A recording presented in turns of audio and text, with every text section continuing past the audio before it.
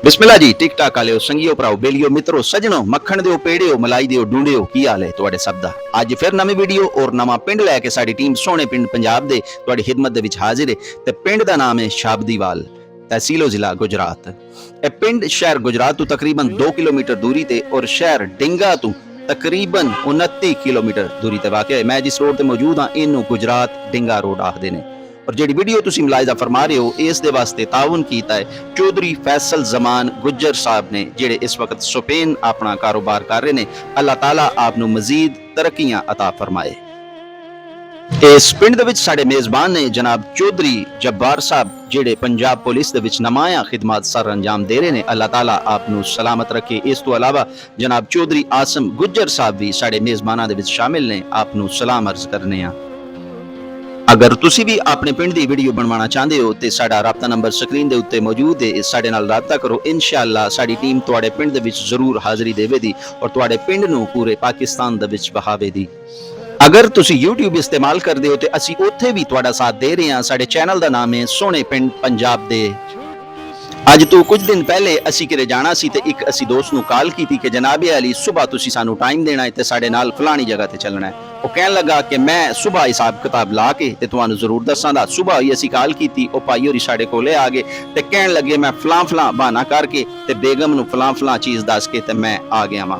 दरअसल वो बंदा शादीशुदा सी ते शादीशुदा बंदियां दे मसाइल थोड़े पेचीदा हुंदे ने। जेड़े बंदे शादीशुदा ने वो इस गल नूं बाखूबी जानदे ने। इस तरह शादीशुदा जड़ियां खवातीन होंदियां ने बेगमात होंदियां ने इन्हां दा तरीकाकार भी थोड़ा मुख्तलिफ होंदा है आम औरतां दे नालों। अगर इन्हां शोर दे कोलों कोई गल मनवानी होवे ते ये बिल्कुल शोर शराबा नहीं करदियां बल्कि एक खास तरीकाकार अपनादियां ने। इसे तरह एक शोर है काम तो आ रहा थकिया टुटिया है आके बैठदा है अपनी बेगम नूं कहंदा है कि जनाबे अली रोटी लैके आओ। बेगम ने हुण अपनी एक गल मनवानी सी, उन्हें बड़ा ही दिलचस्प तरीका अपनाया। बेगम शोर दे अगे रोटी पेश कर दी है और आपे बिल्कुल खामोशी दे नाल शोर दे सामने बैठ जाती है। शोहर एक नवाला लगांदा है ते वेखदा है बेगम बिल्कुल खामोश है और मुंह बनिया है। वो दूसरा नवाला भी लगांदा है ते वेखदा है बेगम बिल्कुल उसी तरह रिस्पांस दे रही है। तीसरा नवाला शोर दे हलक तो थले नहीं गुजरदा। तुसी शादीशुदा जेड़े हजरात हो जानदे हो कि तीसरा नवाला थले हलक तो गुजारन दे वास्ते बेगम दा बोलना बहुत जरूरी है। आखिरकार शोर बेगम नूं पुछ लैंदा है कि गल की होई है, क्यों मुंह बना के बैठी है। ते बेगम दिल ही दिल दे विच बड़ी खुश होंदी है ते सोचदी है कि मैं कामयाबी दी पहली सीढ़ी ते पहुंच चुकी हां। वो कहन लगी तुहानू इस गल दे नाल की लगे, तुहानू रोटी चाहिदी सी ना, सामने पई जे ते खाओ। इस तरह शोहर फिर एक दो नवाला लगांदा है ते बेगम उसी तरह खामोशी दे नाल सामने बैठी है। ते शोर कोलों भी रहा नहीं गया। शोर दोबारा पूछदा है कि मैं पूछया गल की होई है, क्यों मुंह बना के बैठी है, किसी ने कुछ आख्या ते मैनू दस दे। और बेगम दिल दिल दे अंदर महसूस कर दी है कि आइए वो वक्त नहीं आया कि मैं अपनी गल करा। बेगम बिल्कुल उसी तरह खामोशी दे नाल बैठी है ते अगू बोलदी की है, कहंदी है तुहानू रोटी चाहिदी सी, मैं रोटी लिया के दे दित्ती है। तुहानू किसी बदबख्त दे नाल की लगे, तुसी क्यों पुछदे हो पे तुसी रोटी खाओ, रोटी लभ गई है। और तुहानू की लगे दुनियादारी दे नाल, कोई मरे या जीवे इस गल दे नाल तुहानू कोई फर्क पैंदा वे, तुसी अपनी रोटी खाओ। हुण शोहर ने अपने अगू रोटी हटा ली है ते अपनी बेगम नूं बड़े ही नरम लहजे दे विच कहन लगा कि जनाबे अली दसो ते सही होया की है। मैं कुछ आख्या, मेरे कोलों कोई गलती हुई है या किसी रिश्तेदार ने कोई गल कीती है या कोई चीज़ चाहिदी है या मैं ना लैके दित्ती होवे ते मैं हाजिर हां। बेगम दिल ही दिल दे विच बड़ी खुश होंदी है ते सोचदी है कि लोहा बिल्कुल गर्म हो गया, हुण इहदे ते चोट लावां दी ते अपना काम कर जाएगी। अगू बेगम ने बड़ा ही दिलचस्प तरीकाकार अपनाया है और इसे दिलचस्प अंदाज दे विच कहन लगी कि गल ते बंदा तां करे जे किसी दी गल मनीनी हवे ते। फिर शोर कहन लगा ते तैनू पहले ही पता लग गया मैं तेरी गल नहीं मननी है। किंज हो सकता है कि तू आखे ते मैं तेरी गल ना मन्ना। ये इज़दवाजी जिंदगी है, शादीशुदा हजरात बेहतरीन जानते हैं। पिंड जिसनू शहाबदीवाल दे नाम तो मुखातिब किया जाता है छोटा जिहा पिंड है और तकरीबन 200 घरां दे उत्ते आबाद है। इस पिंड की आबादी 800 तो 900 नफूस के उत्ते मुश्तमिल है और पिंड के हर घर का तकरीबन एक तो फर्द अरब और यूरोप के अंदर सैटल है और अपनी जिंदगी माशाअल्लाह बेहतरीन तरीके दे नाल गुजार रहे हैं। अल्लाह ताला इन्हां नूं सलामत रखे।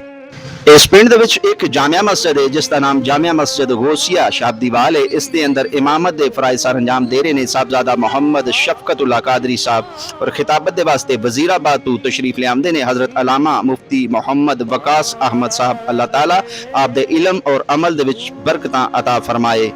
ਪਿੰਡ ਦੇ ਅੰਦਰ ਸਰਕਾਰ ਨੇ ਬੱਚਿਆਂ ਔਰ ਬੱਚੀਆਂ ਦੇ ਵਾਸਤੇ ਇੱਕ ਪ੍ਰਾਇਮਰੀ ਸਕੂਲ ਵੀ ਬਣਾਇਆ ਹੈ ਔਰ ਪਿੰਡ ਦੇ ਅੰਦਰ 2 ਕਬਰਸਤਾਨ ਨੇ।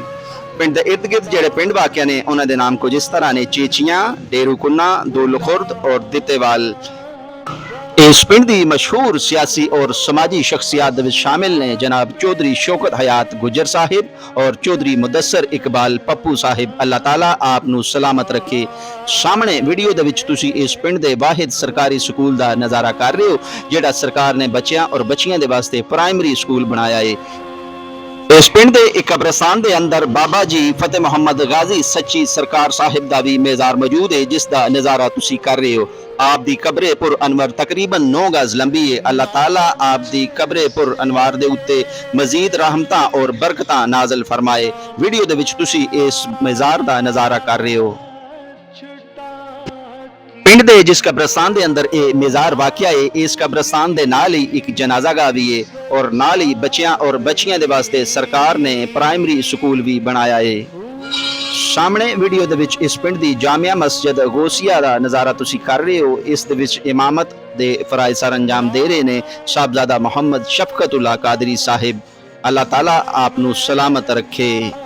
हर जुमे नू इस मस्जिद दे अंदर वाज दे वास्ते तशरीफ ले आमदे ने हजरत अलामा मौलाना मुफ्ती मोहम्मद वकास साहब। अल्लाह ताला आप नू सलामत रखे। सामने वीडियो दे विच तुसी इस पिंड दे कब्रिस्तान दा नज़ारा कर रहे हो। जिस वेले तुहाडा किसी कब्रिस्तान दे अंदरों दी गुजर होवे ते इन्हां दे वास्ते दुआए मगफरत जरूर करया करो ताकि कल नू तुहाडे वास्ते भी कोई दुआए मगफरत कर सके। वीडियो पसंद आई ते अगे शेयर जरूर करियो। सोने रब दे हवाले।